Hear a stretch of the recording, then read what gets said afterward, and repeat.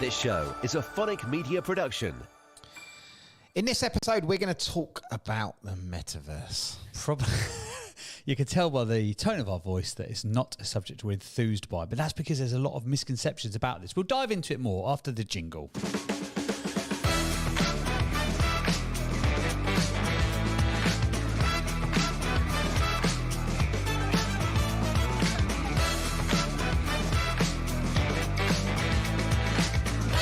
Hello, friend. Good morning, good afternoon, good evening, or good night, depending on where you're listening around the world. 98 countries now listen around the world to this podcast. I know I bang on about that every time, but hey, when was the last time you reached 98 countries? Don't judge me, I thought you was calling me a friend. No, I'm talking to the listener, the singular listener. If that's not, it's hundreds of people a day. Oh God, he's already gone onto Sandbox. Right, today in the podcast, welcome along, by the way. Welcome to this episode of Understanding Crypto, where we demystify the weird and wonderful world of Web3. We try to be the voice of sense in a sometimes crazy world, in a world where pictures of monkeys are being sold for $500,000 and people are pulling rugs, and founders of currencies are then going, hey, no, we didn't realize that we weren't allowed to, we couldn't Spend just it on my leverage Ferrari. a gazillion times to what actual tangible assets we had. We tried to demystify all that in this episode, and the reason why I'm sort of saying it in that way is because this subject today on the podcast is going to need a lot of demystifying. We're going to be talking about the metaverse.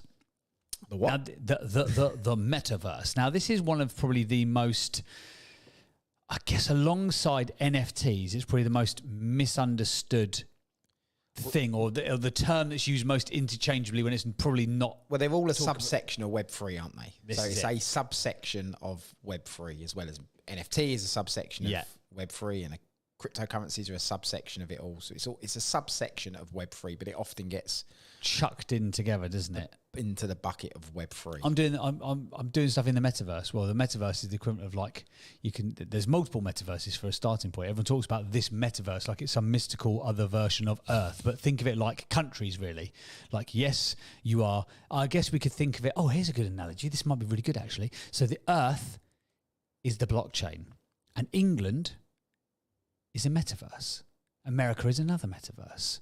Ghana is another metaverse. It's even worse than that, though, because England and America can talk to each other, whereas Okay, it's nothing like, no. Okay, so it's like metaverses can't. So it's a bit like England and France.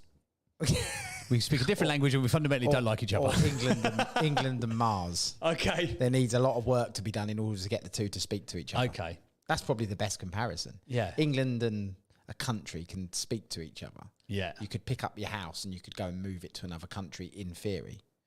Not the house, but the So what contents house of have the you house. got? In America, they move houses, don't they? Across the whole states. house? You've Yeah, never I've seen it. They Yeah, move I houses have. across Yeah. states. Obviously, you can't pick up your whole house and move it from England to France, but you could pick up its contents. Yes. But we couldn't go and move to Mars. Not yet. Not unless Elon Musk pulls his fingers out and does some more jiggery-pokery with SpaceX and makes it possible. So my analogy was kind of off, just slightly off target, and you've taken us even further off target. So the whole remit of this podcast of demystifying, we've mystified it for ourselves. Well, Solid start to the episode. I didn't want to do this episode. No. You've got a bit of a hate. We're 26 episodes, 27 episodes, depending when you listen to this, into the podcast. And we came up with a list of topics when we first started. And the metaverse was quite high on that list. the It was top something 10, to talk about. And then we've sort of, every time it's come up, we've been a bit deflated by it and a bit, And I've got the reason why. Go on then. We are deflated about it. And Tell this us. probably sums up why the metaverse is getting a lot of traction. Yeah. And why we are a little bit disenfranchised by all things the metaverse, really. And I heard these stats from another podcast, so I'm not going to coin them as my own, and I haven't done the research on them, but I heard these stats. So we're going to assume that the source of where I heard them is correct. But it opened my eyes to the metaverse, and it made me think, actually, we should have a bit more of a discussion on our podcast about it. Yeah. Because let me tell you this, okay? So last year, or up to, so this was up to May of this year, okay? So conversations on Google, i.e. Google Trends. So the search, what people are searching for on Google Trends. The term Web3, when you compare that to another trending topic, so pick the biggest music artist in the world, being Justin Bieber, for instance. The term Web3 was searched on average, or the search term was searched, the pool of people that searched for it was 3 times larger than people searching for Justin Bieber on the internet. No way. Honestly. Really? Yep. Okay. So, lots of people talking about it. Okay. Half of the governments, so take this into account as well, okay? Half of the governments around the world, this is not necessarily a metaverse fact, but there's 200 or so countries in the world, isn't there? 91 governments are currently experimenting with digital currencies. Right. So you see there's momentum. There's lots of people around the world talking about Web3. Yeah. Half of the governments around the world are experimenting with digital currencies, okay? Now, if we want to market to the average person, how do we do it at the moment? What do we do? Podcasts, a world-leading podcasts. Social media. Google, social media, yeah. But we are advertising to who? It's a question, by the way. Ourselves, millennials, right? Okay, yeah. Are we millennials? We are, aren't we? I don't know. We're a bit old for millennials, aren't we? What's the one before that? We're kids of the 80s. So what's that? Cabbage Patch Kids. Morons. What are we called? but What if- are we classed as? We're not millennials. Millennials were like kids in the 2000s. We We have to weren't. ask producer Sam. He'll be able to know, but he's He's a hiding millennial. behind the glass and can't answer. Shall I go and shout and ask it? Or can't. Be good contact content, us. wouldn't it? We'll find out by the end of this. He's well He's not engrossed in listening. his work, isn't Um, he? Or pretending. Producer Sam, when you edit this, you missed the opportunity to be a live guest on the podcast. He'll be gutted. He'll be absolutely gutted when he edits this. He'll be like kicking himself below the table. Right. So anyway, if you, we generally we aim to advertise to the social generation, to the millennials. Let's say the millennials, okay? And they hang out. They natively hang out on social media. It's just become a thing, isn't it? Everybody natively hangs out on social media. Yes. So if you're doing a marketing campaign, chances are it's paid ads. It's something along those lines, and it's aiming towards social media in some way, or virality. Say that when you've had a drink. Virality of content. Yes. Across social platforms. So we're trying to advertise to social media people. Okay. Yeah. Now, generations after millennials, being Gen Z and Gen Alpha. Okay. You look like you're listening. You're deep in thought there. You're googling what comes before. I'm not. I'm looking at Google Trends because I can't believe the facts, but you are quite right. Right. Okay. So Gen Z and Gen Alpha. Okay. On average, 300 million users a day. 300, just bear that into account. 300 million users a day from Gen Z and Gen Alpha hang out on 3 platforms.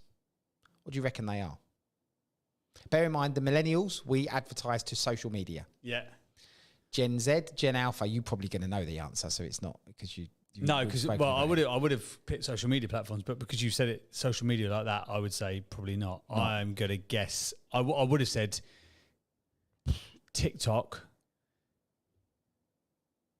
and just because we've been talking about it a lot, I would say something like a Fortnite, Right, okay. or one of them big games. 300 million users a day spend their lives not on TikTok, not on Facebook, not on Instagram, not on social media.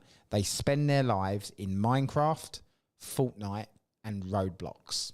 300 million. 300 million daily users combined of Minecraft, Fortnite, and Roblox globally. Okay. What are all 3 of those platforms? Metaverses. And what do those users naturally do every single day? Every single day when they're playing those games, what do? They buy digital currency and they spend that digital currency on digital goods. See, I haven't got kids of that age yet, whereas you have. So yours are doing this, aren't they? So they are converting money via a debit card transaction, my debit card most of the time. Well, all of the time, not most all of the time. 300 million of them. All of the time.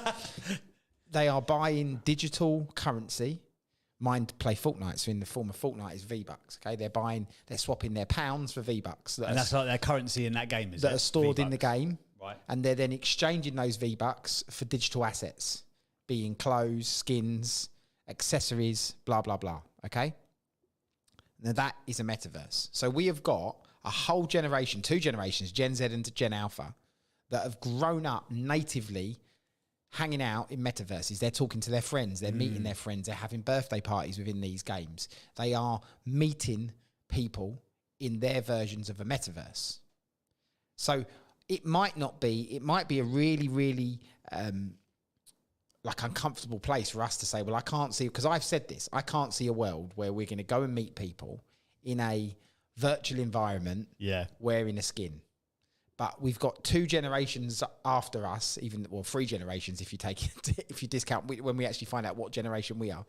After the millennials, Gen Z, Gen Alpha, and they naturally wake up every day and they spend their time or they visit their version of a metaverse. They buy digital goods and skins and they change their skins. Now, 1 in 5 of those 300 million users change their digital skin. So this is their identity every day. What, and they're paying to do that? They have to buy the skins. Right. So they buy a skin. Say that stat again. 1 in 5 of those 300 million users a day Okay. across Roblox, Fortnite and Minecraft change their skin. So the outfit that they wear, the clothes they wear, the digital representation. So they could already own it, but they're changing. They could have owned it. They could buy a skin. Right. Like my kids have probably about 100 different skins. And How much do these things cost? I've got no concept. 5 or 6 quid each time. Oh, so it's like proper money then? You're not talking about sort of like pence or cents? No. Wow, okay. So, and they... So 1 in 5. So of the...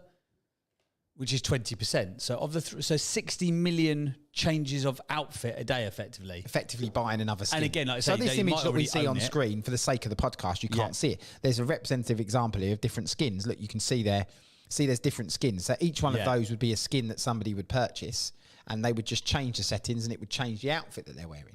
But the point being is that is their digital representation of them. Yeah. That's their digital identity. Yeah, and they're changing them on a daily basis and then hanging out and playing with their friends. And what are their friends doing? Because I hear my kids doing it. Oh, your skin's cool. When did you get that one? Have you got the accessory? They're having conversations about it. Really? And this is like standard chat. And this is natural. And Right. I had missed this. So my kids have been playing Fortnite for probably on and off a couple of years now. And I didn't make the comparison. It's just a game. But actually, if you look at their user behavior and their pattern of behavior, all the things that we're trying to break into, buying digital currency, getting people to pay for digital goods, right? Consumer behavior that we are trying to train lots of people to conduct and do, right? To a generation that don't get it. There are 2 generations sitting there and there's 300 million active users doing that behavior every single day. Wow. Like it's natural to them. Yeah. They've been bred into that environment of just doing that. It's just natural. So whilst I always was the believer of, well, this might not catch on, this might take some time, and it's because it's not for us. We would rather hang out in the office or in the kitchen making a coffee and have a chat. Yeah. That's how we've been brought into We're the so world. old. We are, right? But when my son who's 7 goes to work, he'll have no problems going to work in the metaverse because it's all he knows. Yeah. Like he's doing that every day. For right or wrong reasons, he's doing that. So this is not going to go away because there's that many users using a metaverse. Now, the catch is, as we've touched on, there's many different metaverses. We've mentioned 3 of them. Each one is individual. Each one you can't transfer skins from one game to another. Because So your Fortnite outfit, you couldn't take it into Roblox? No, sort of because thing? they're different ecosystems. Right. Fortnite has its ecosystem, Roblox has its ecosystem, Minecraft has its ecosystem. So you can't there's no interportability, which is another big word in the world of Web3. But what happens when there is? The other interesting thing with those games as Our well, camera's stopped. and I don't know why. Mine's still going. Yours stopped? I have to do a little... Oh. Whoops.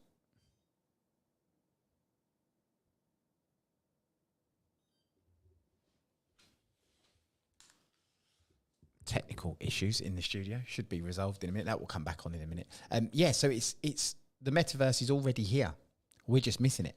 But this interportability that everybody is trying to talk about and solve, that's the problem that makes it more mainstream. When you can actually move stuff from A to B in between games. Now, fast forward to stuff that's trying to happen in our generation. Ray-Ban have just released a pair of sunglasses that has cameras built into them. Yes, I've heard about this. Right? So they don't look very nice because the cameras are clearly quite visible. Yeah. But there's HD or 4K cameras built into these glasses, and they're not expensive for the great scheme of things. So you can Google have been working on it for a while, haven't they? so Google you can Glass. sync them to your mobile phone, and you can record social footage. So when people are at festivals, their glasses can be recorded. You can think of all sorts of uses that would be useful for or be abused. In the Hello, use of them. OnlyFans. But you know, that what happens when now that tech, and we've said this before, it's only software code, but what happens when software code catches up and that allows you to then use some sort of AI, you know, to represent what you're seeing into that metaverse. The other interesting thing, actually, by the way, I've just Googled, we're called Zennials. Zennials. Those of us who were born, we were a micro generation born between 1977 and 1985, and we're called Zennials. That's kind of cool, actually. Yeah, you strike me as a Zennial.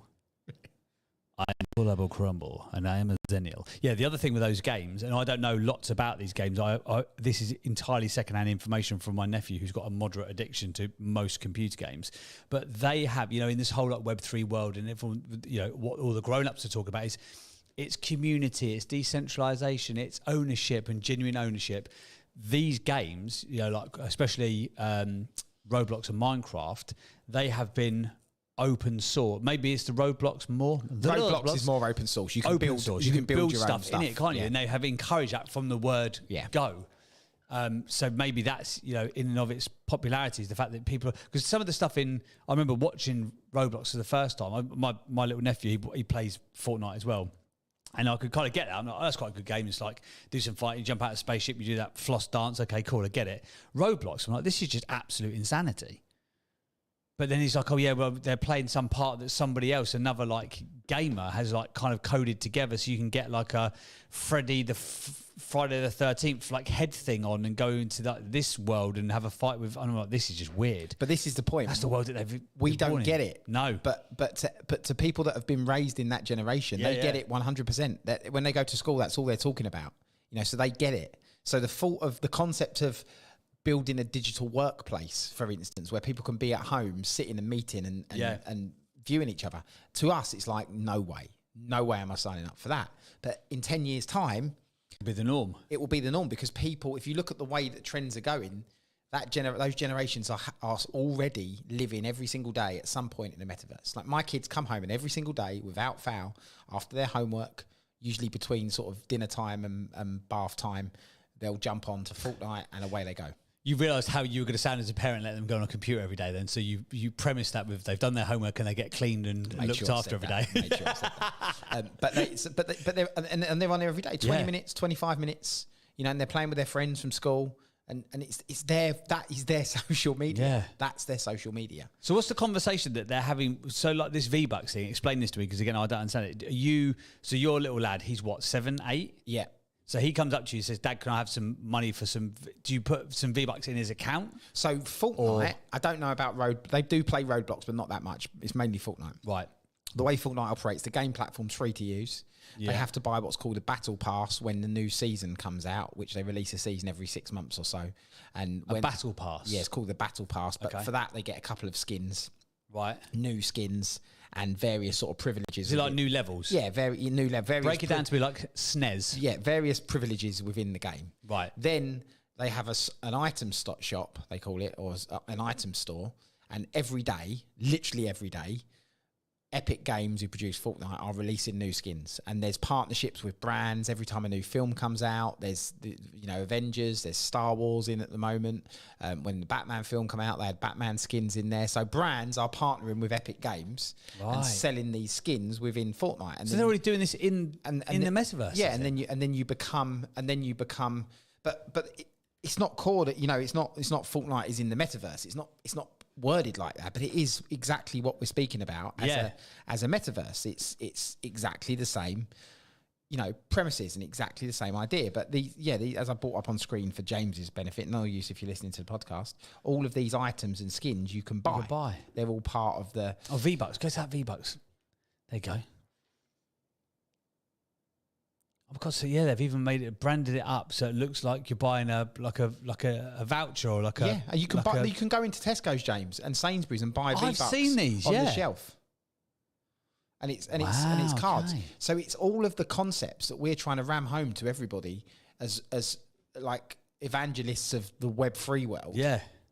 There's 300 million daily users already doing it. And that, I think the people that are metaverse purists that are really trying to develop solutions, they already know this, they already see it. We've just missed it. We're late to the party, but we've missed it. But they already know that. So yes, nobody's going to be going to work in the metaverse next week.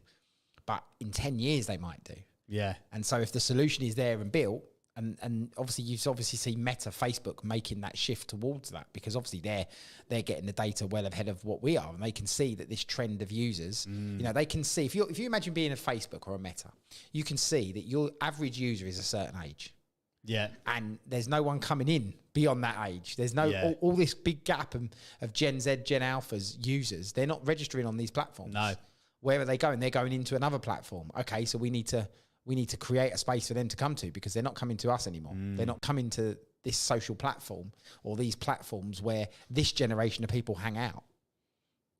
And for brands, it makes sense, because you hear stuff like Gucci have Adidas done a drop in the metaverse, an NFT drop, didn't they? Where they're releasing digital assets, which is effectively just the same Fortnite version of skin or clothing, and they're releasing that into the metaverse. It's exactly the same principle, but these brands need to be there. You know, there's talk of, I've never been, but in Decentraland and Sandbox, you've got shopping malls where brands that are active in the metaverse have shops that people can go into and then visit the shops, physically see goods in these digital shops, and then buy stuff, and they arrive at home. Now, we had a lad who was in here earlier for a job interview, and he was saying that he's into sort of the world of Web3, especially into NFTs, and he said, and a little bit into the metaverse. Like, okay. He said, yeah, I'm not sure I get my head around it fully. He said, you know, I've been in there, and I've been into Foot Locker and bought some shoes. It turned up at my house a couple of days later. I just thought it was a bit weird. Right. So now go back 10 years, and you're sitting talking to your nan, or even to your mum and your dad, and you're sitting there and you're having a conversation with them, and you say, I've ordered this stuff online. Yeah. This thing called Amazon, apparently it's coming. You've done what? You It's put your coming card tomorrow. details in? Yeah. I've ordered this book. What? What do you mean? I like, yeah, look, you can go online, you can order something. It's easy. Can you imagine that conversation playing out? Everyone was like, no, what the hell? No, you haven't. Do you remember when you was first asked to pay online and nobody wanted to pay online because you didn't want to put your credit card details in? Everyone was, who's taking your credit card That's details? it, yeah. Where Was it do an SSL code or something? with your nan, and she's saying, where do I insert the card? They used to call it the Maestro. Where do I put the Maestro card? Well, It's true, yeah. you know, that now we are the nans. Yeah. We're sitting there going, It's sad, well, though. I don't get it. Go into a digital shopping mall. I just get in the car and go to Blue Water to buy my stuff. Yeah. Like, for those of you that aren't in the UK, that's a shopping centre that I go to. But that's our world. And so our kids are going to grow up you don't go shopping. You go to Decentraland. You have an account in Decentraland. You go there. You go to a virtual shopping mall. You can walk into any shop you want. You can nod and buy something, pay with a digital currency, and tomorrow the physical goods arrive at your house. Like, And you also get the digital version of it there and that then you to can where... wear in Decentraland or wear in Fortnite when there's interportability sorted out. I can well see that world happening now. When you connect the dots between Gen Z, Gen Alpha, all of that stuff, when you connect all of that, that's more than possible that we're going to get to that place quicker than we think. More than possible. It's already there. You can already go into a virtual shop. You can go into a virtual Adidas shop and you can order a pair of trainers in the metaverse in Decentraland and they will arrive at your house. You can do that. And it's just we're not comfortable with doing that. But there's, like we've just discussed, there's over 300 million people that are growing up doing that already. And as you mentioned, it's exactly the same cycle as 10 years ago paying online. Like your mum and dad took probably a couple of years later than we did to get into the party, and then everybody did it. And it's going to be exactly the same with this, isn't it? These kids, like say, who are playing these games are already used to spending digital currency. You know, the whole thing of, you know, like when you're talking to other adults and business owners about like El Salvador has got rid of their currency and now they use digital currency, and everyone's like, what? How does that even make any sense? But if you say that to a kid, it's like, oh, okay, it's sort of like V-Bucks. They're probably going to get it. Or it's you say that to an older generation, it's sort of like air miles. Yeah. Oh yeah, I get it. Yeah. Can use them for free flights. So maybe that's what we should build out. We should build out like a translation app that helps either old people like us understand it and middle-aged people understand it. Now, just going to one step further, you know, I'm not a firm, and I've vocaled this on this podcast a number of times, I'm not a firm believer of buying land in the metaverse and all of the stuff that goes with it, because I think it's too early and nobody knows what these platforms are. And, you know, who knows that if you buy land in Decentraland or Sandbox, or you buy it in both, which one's going to get the footfall, which one's going to get the users? This is the $1 million question. That comment there is going to be clipped, and in 10 years' time, when you're a crypto gazillionaire, they'll be like, "Do you remember when you said this, idiot?" Well, no, but if you liken it, if you rationalise it with the shopping centre analogy I used, if you're a brand, you're of course taking a shop in all of the shopping centres, aren't you? Yeah, of course. Yeah. Just in case. You're hedging your bets just in case the footfall goes there. But if the footfall doesn't go there, you're going to shut your shop and you're going to go somewhere else. So people are already paying big money as well, though, aren't they? But I can understand why, if you're a futurist within a brand, looking at your strategy, thinking where is this going to go, and you're looking at the data and the signals that are coming in that we've just said at the top of this podcast, and all of the stats, and you're looking at that and going, well, actually, all of these signposts are signing towards that direction in 5 years' time. So let's not wait for 5 years. Let's do it now and start to find out how that works and have a play. And so it all starts to fit together and the picture starts to fit together. Now, not every business currently now is a metaverse or should be a metaverse business. You know, we've got people that are in similar fields to us saying about they're going to build a clubhouse in the metaverse and everybody's going to go and hang out. Well, no, it's not, because your average customer, your user of your service now is us, are our age, and we're not going to go and do that. We'll do it once and that's about it. Yeah. But in 5 years, in 10 years, new members potentially coming through might be, you know, orientated with that type of behaviour, might be happy to go and do that and hang out in these virtual spaces. I guess another thing that, and you mentioned, I hadn't even considered this, you know, someone like a Facebook, arguably Facebook is one of the biggest, it's not even arguably, it is fact, and it's one of the biggest brands on the planet. For them to change their name, fundamentally, yeah, of course, Facebook is still Facebook, the social platform, but for the company to change its name, it was a little bit to do with a few scandals. To Meta, well, yeah, that as well. But for them to change it to Meta, and for the only stuff that Zuckerberg is talking about is the metaverse. And at the moment, yeah, he's walking around with his Oculus and he's walking around and it's all a bit woo-woo and you're all a bit like, blah, blah, blah. But like I say, their data points, as you know, will be verified by Cambridge Analytica.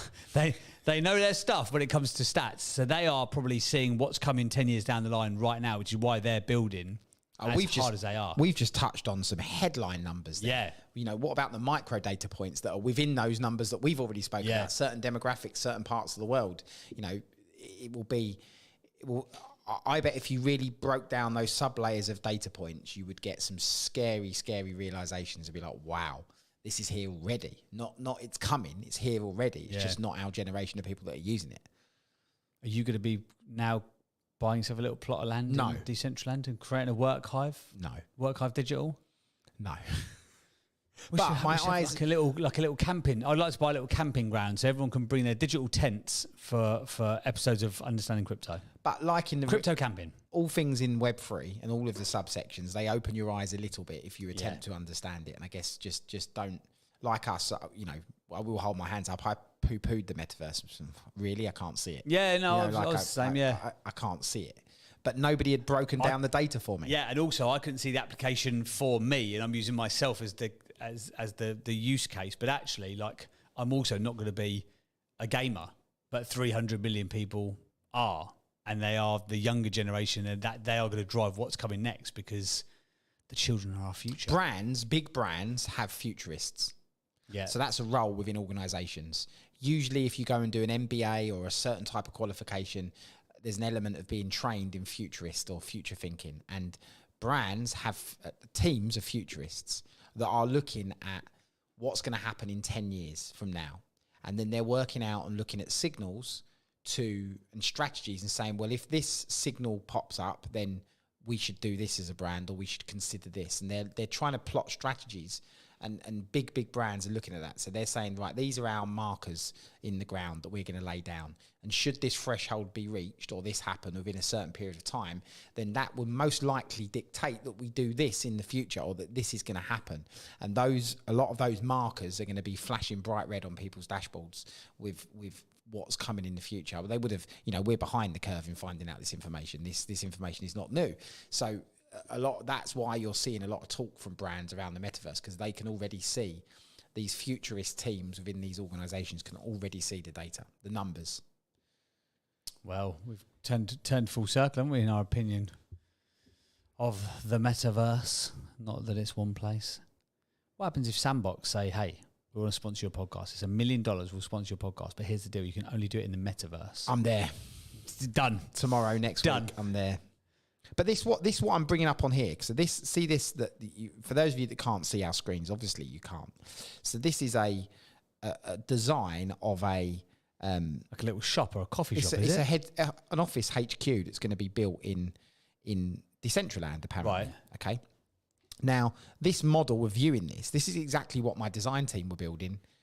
It's building information modeling, it's called. It's CAD. It's exactly what the design team was building and how it's being built. And so we was using this technology of viewing stuff like this and seeing this 7-8 years ago. For building physical houses. For building physical houses. Right. So it's the same application of that now being brought into the real world, or not the real world actually, as it is into the metaverse. Oh, it's cool though, isn't it? I can see you getting into this. I think you'll be eating your words in 24 months. I might have a play and see. You're See- already in. see what's what. Now it's got 3D drawings and stuff. You can zoom in and out. He's like a kid on Christmas Day. And see what's what. Yeah. All right. Well, there you go. Anyway. We will, as we find out, and this is the whole thing with this podcast, guys. Again, none of it should be considered financial advice, etc., etc. And what we always try and do with this podcast is to demystify the world of Web3. We're already out there building stuff in Web3. You know, we've got a creator coin out there. We're working on an NFT project. We're actually doing stuff, but still, we are learning and developing every single day. And as soon as we learn this stuff, we'll bring it to the party effectively, and you guys can learn it as well. You might be well ahead of information and knowledge with regards to us in terms of metaverse, for example, but we thought it'd be useful to bring this to your knowledge for today. Anyway, cheers for your ears. As always, we'll see you again next time on Understanding Crypto. For more information on anything we covered today, click the link in the show notes now. Ta-da!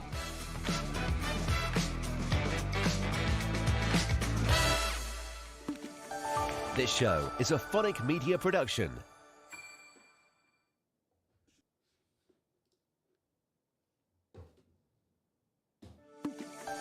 This show is a Phonic Media production. In this episode, we're going to look to the future of digital wallets and what it could mean for us in, say, a year's time, or 5 years' time, or 10 years' time. We've been very non-specific for a reason, so we can't therefore be wrong.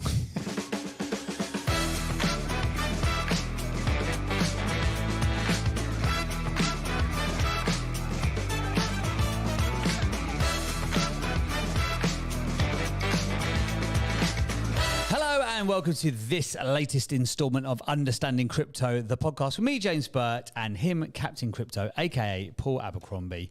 And that's the first time I've ever said your surname properly. Nobody ever probably knows. They're probably Googling for this Captain Crypto fella. Nobody comes up. You would have loads of traffic go to your Instagram if only I called you by That's your why I proper... don't get any fan mail, because that's it all why. goes to Captain Crypto. That Nobody makes knows who sense. that is. That makes sense. We should get Captain Crypto. Surely someone's already got that as an Instagram handle. Anyway, welcome along to the show. Today on the podcast, we're going to talk to you about the future of wallets.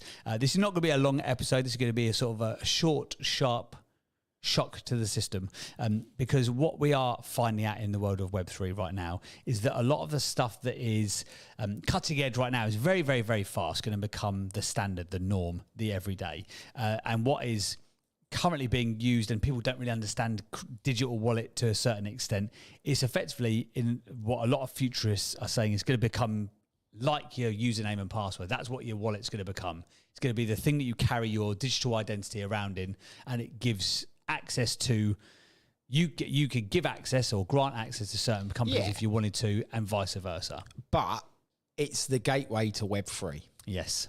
And I think what we wanted to do, or what in this episode, was maybe just open your eyes to what could happen. And we're not saying this is going to happen, by the way. So nothing that we're saying is financial advice. Don't run out and buy stocks in wallet companies, especially not ones that make leather wallets. Certainly, definitely misunderstood the conversation completely.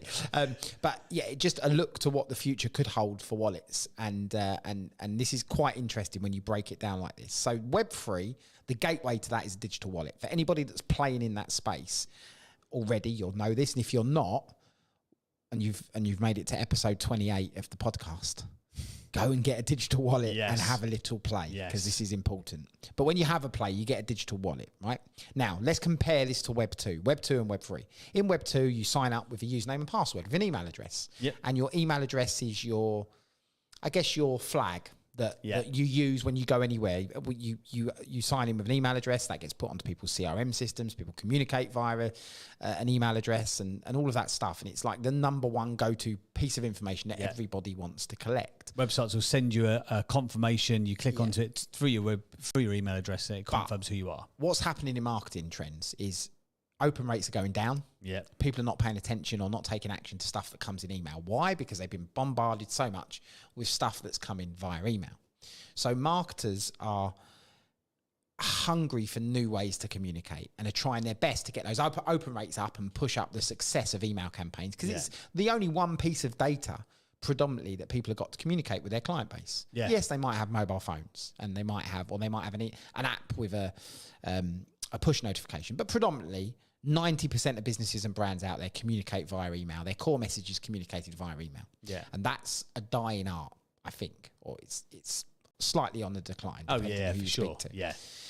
What a wallet gives you, and we've said this before, right? When somebody owns a digital asset, so let's take the concept of you owning an NFT. When you own an NFT, you have some affinity to the brand of who have created that digital asset. Like when I'm holding my iPhone up here, for those of you that can't see the camera. The day I bought my first iPhone, in my eyes, I own a little piece of Apple, and I'm an evangelist for Apple. I wear all their products, I buy all their products, I talk to everybody about their products. Why? Because the brand has never let me down, and I love it, and I own a piece of it, and I touch it, and I feel it every day. I love Apple. Same with people who drive Teslas. They love the car. They touch it, they feel it every day. They have an enjoyable experience. They share those stories with people all over the place. When you own a digital asset, an NFT, you're creating that link to a brand that you would only really get if somebody owned your physical product.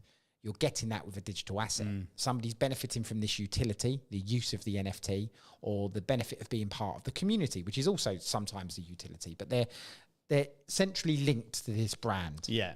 Now they're linked to it by this string, which is effectively a string that goes all the way back to their digital wallet. Now, when you have a digital wallet, you have a public key that you give to that brand. So what happens when you go to a Web3 website and there's that little button that says Connect Wallet? The functionality of a Wallet Connect basically means that you're giving somebody the public key to your wallet. And you're saying, here's my public key, and I'm happy to connect to your services, whatever that may well be. Okay? Now, fast forward into 5 years' time. The problem at the moment is data, ownership of data. We all seem to be extremely pissed off that there's some big tech silos using our data for stuff that we don't necessarily want them to use, but we're okay to use their service. And as payment, we give them the use of our data. But what we want is we want the use of their service without them using our data. Yes. That's a whole nother argument. Yeah, so yeah. You want your cake and you want to eat it, basically. But take that aside, data is the big issue. People want to take back the ownership of their data. Now, when we click on that Web2 website and we accept cookies, we're giving them consent to use our data for whatever they want. If you read the cookie policy of most websites, you'd poo your pants of what they're saying that they're going to use your information for. But you don't. You just go click, click, click, because you want to get rid of the box and you actually want to see read the content behind the box. bit that's behind the box. So nobody ever reads it. But you're consenting to somebody using your information for something. Yeah. Okay. Now, what Web3 gives you the ability to do, or the Wallet Connect part of it, is potentially the connection to the wallet could be used as that accepting of cookies or terms, whereby all of your data is stored in your wallet. And when you click and you connect your wallet, you're agreeing to what that third party app can see or what they have access to. Yeah. So now you layer onto that the fact that that wallet is on the blockchain, a digital ledger. And you lay on to all of the stuff that we've spoken about of what NFTs can be used. So NFTs can be used for proof of education, for proof of jobs, for your CV, your medical records, your driving license. All of this stuff eventually will become NFTs, which will live on a blockchain, which will connect to a digital wallet. So now, simple transactions that should be simple but are not, like hiring a car. Oh, yeah. So you go to hire a car, you've got to download your driving license, you've got to move it somewhere. Okay. Yeah. Now you go to Six Hire Car, whoever you want to go to hire your cars, and you click Wallet Connect, and it verifies, it knows who your identity is, it knows where you live because it's all in your wallet. You've got copies of your digital national identification within your wallet, so it's got copies of your information. You then can put your driving license in there, which it gets access to, which is on the blockchain, so it can already see whether you've got driving offences. And all of that is done with a click of a button to speed up that transaction. Now, that opens up lots of arguments around privacy and around, who gets access to what information. Yeah. But if you own your data, you can control what people see. Yeah. Whereas at the moment, we've got no control. We're clicking OK on that cookie button and we're just letting Facebook or whoever do what they want to do. Yeah. If you've got the control, and if that wallet has got a way of saying, okay, you're about to show this person this, and this, are you okay with that? you've got the option to say no. And you've got the option to opt out because you own the data. Now, take that one step further. You're an advertising platform like Facebook or like this, and you work in a world of digital currency, and we've all evolved into this world of digital currency. Now the community, the users of your platform, can get a piece of the pie. Say you connected your wallet and you connected your information, and every time that information was used by an advertising platform, you were compensated a small percentage of digital currency for the fact that your data's been used. Would you then have a problem with people using your data? I bet you wouldn't. There's Web 2 versions of that now, isn't there? If you watch the adverts, it knows and it rewards you if you give them your email address and connect your actual wallet. Yeah, but what about if that was automatic? So every month you got 50, 60 quid drop into your digital wallet because you've been a user of Facebook's platform and Facebook have advertised to you. Yeah. So the concept of this central wallet, this central place of identification, and effectively having every individual having their own data silo, being a wallet that can connect to third-party services, and then you can authorize those third-party services to take some form of action or give them consent to use your data. That's super, super powerful. You think of an employment market where, you know, it wouldn't let somebody see the job advert unless they're pre-qualified with the qualification that you want. So you couldn't even see the advert on a recruitment screen without connecting your wallet. And if a prerequisite was you want a degree in marketing, well, somebody couldn't even view that job advert unless they had a degree in marketing verified in their wallet. Oh, that would solve a lot of my problems. It would solve right a lot of the world's problems. Yeah. I guess there's like a hybrid version at the moment, isn't there? People are sort of, sort of the Web3 format, are a little bit scared, a bit skeptical of it, but you're walking around with this stuff in your pocket anyway, because if you use like Apple Pay, for example, you know, if I forget my wallet, my physical wallet, and I did it for the first time, I got the new Apple Watch, I was like, I was meant to get milk on the way back. I was out running. I was like, I was meant to get milk on the way back past. Hang on, my wallet's on my card's stored on my watch. So I can walk into a shop. And again, 5 years ago, if you said you walk into a shop, you pick up an item, you tap your watch on the till, and it's linked to your bank card, and then it takes the money out of your account. We're already like in a hybrid world. We talked about on a previous episode about, you know, kids in the metaverse already spending their money on V-Bucks and digital currencies for you know, upgrades in the games and stuff. We're getting there already, aren't we? We just haven't connected that. It's that wallet connect part that at the moment seems to be a little bit confusing for people. Well, there needs to be an element of education. Like when they first brought Apple Pay out on a mobile phone and everyone was like, oh, well, it's well unsecure. Like, are you kidding me? It has to do a facial scan before you can use it. Yeah. Like it's more secure than anything out there. It's like the most biometric secure payment system you can think of if you set it up in that way and you give the right authorizations on your phone. But you don't view it like that. You're like, what, somebody just got to tap your mobile phone. Well, not quite. You have to click on it. You have to hold the phone to your face, do a facial scan. That's why there's all the rumours, wasn't there? Like, oh, if you go on a tube, there's people with these scanners and they'll just tap your phone and they'll take £5 off you. But this is it. If you've got your settings incorrect on your phone, it can do that. Yeah. But if you're sensible and you're educated right and you find out a little bit of information, you actually realise, actually, it's a really secure way of doing stuff. And I don't need a physical wallet. I use it. All my payments are done via my phone or a watch. So it's a really clever way of doing it. We will get there. And again, going back to generations after us who are already native in a lot of this behaviour, you know, we had to overcome paying online. Like the concept of paying online was alien to us. It was like nobody wanted to do it. Generations out there, it's second nature. You've got kids, 3, 4, 5-year-olds with debit cards and digital accounts. They don't know what cash is, what money is, because they're getting their pocket money paid into GoHenry cards. Yeah. Online. Their only concept of money is a value that's on screen. They don't, you know, have a piggy bank where you put £1 in it or a £10 note or you don't do it. It just doesn't happen with kids anymore. It's all digital currency. It's digital version of money online. That's their concept of money. So for that generation, again, and this is like a look into the future from our eyes, not that we're educated in any way, but when you connect the dots, you can see that actually that could work. And if all of this stuff is on a ledger that is, you know, one single source of trust that can't be manipulated in any way, that can't be changed, then brilliant. You know, loyalty cards is a brilliant use case for blockchain. But what if your loyalty card lived in your wallet and you just had one loyalty ID that was compatible with multiple brands? Yeah, which people have again got. Like if you got it on you can get the app and it can sit in your your Starbucks card or your Costa Coffee card, whatever, you can have that loyalty card on your phone linked to your credit card as well. So it's sort of hybrid doing it already, isn't it? Yeah. It's just that final piece of the puzzle. I guess the other thing that would be really good from again, the debate is, well, is this sort of safer or more dangerous for your data? But if you think about it, and you mentioned it a minute ago, with like a cookie policy, when was the last time I've clicked on cookie policies about 10 times today? I've not got a clue. They can be said that we're going to, after 30 days, we're going to come and scalp your head. They probably are. And sell you for whatever to the Far East, and I would have to go.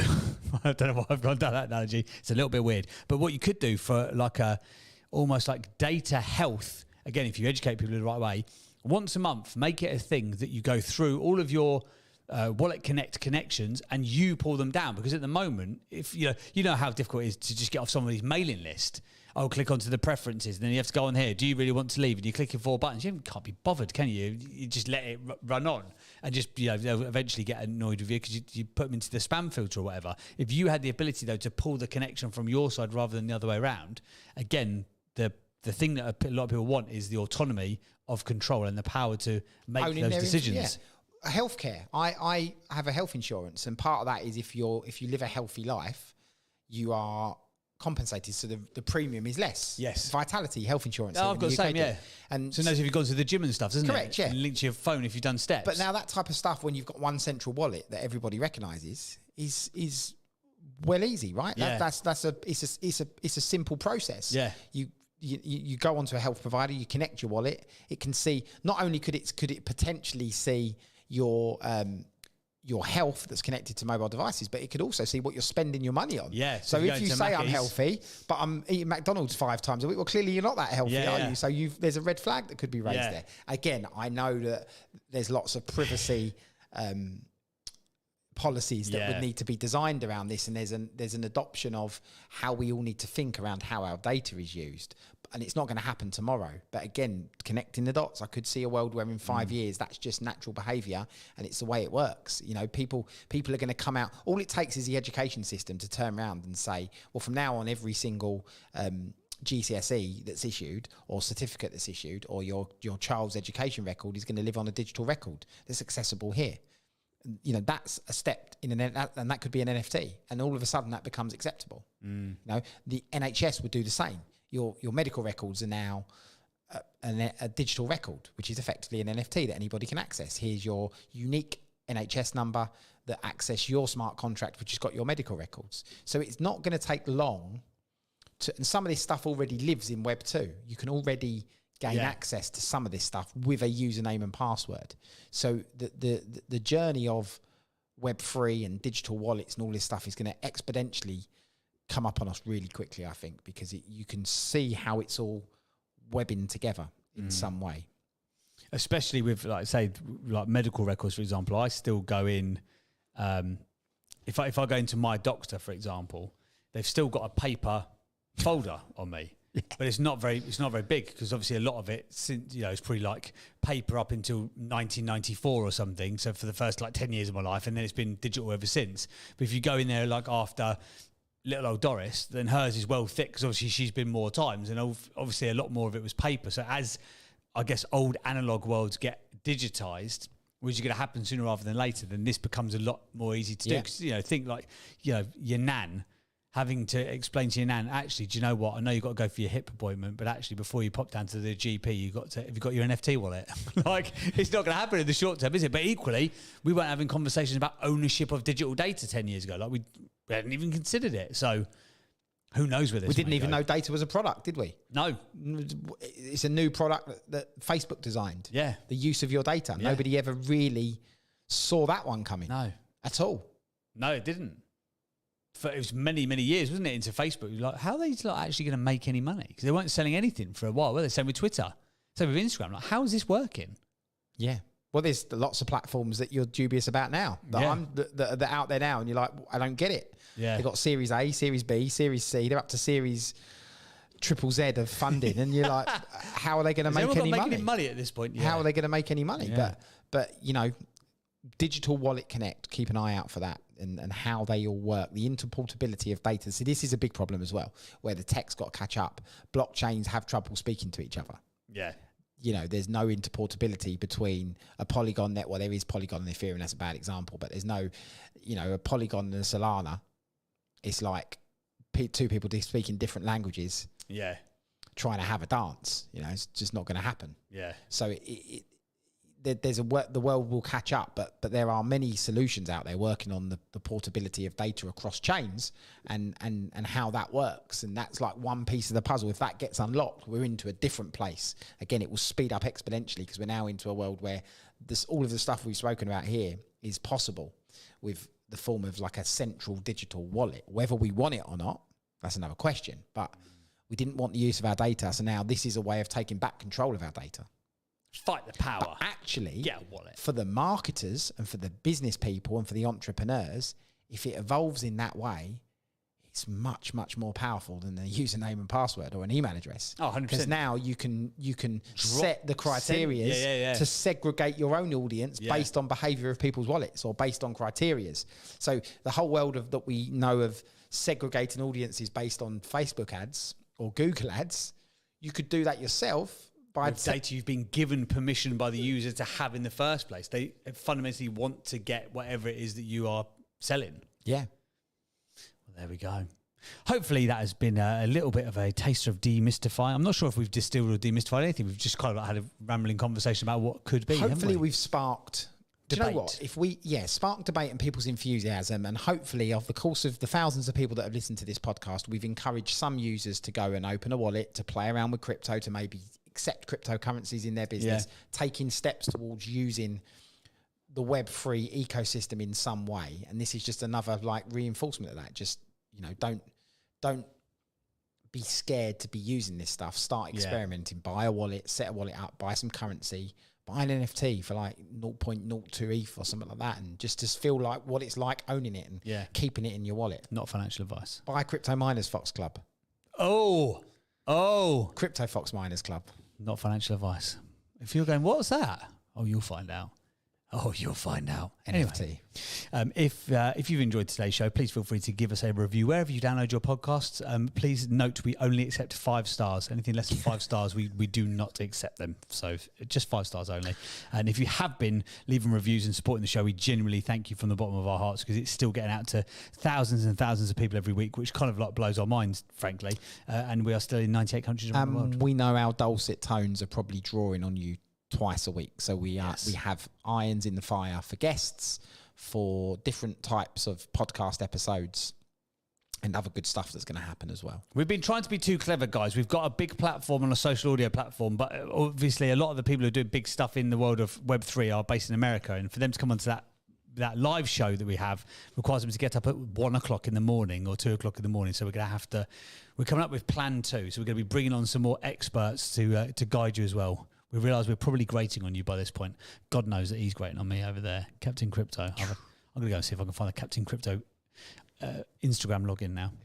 I'm going to do it before you release this episode, because somebody else will do it. That's true. Oh, God, I'll give myself another job to do. That'll do for today. Ta-da!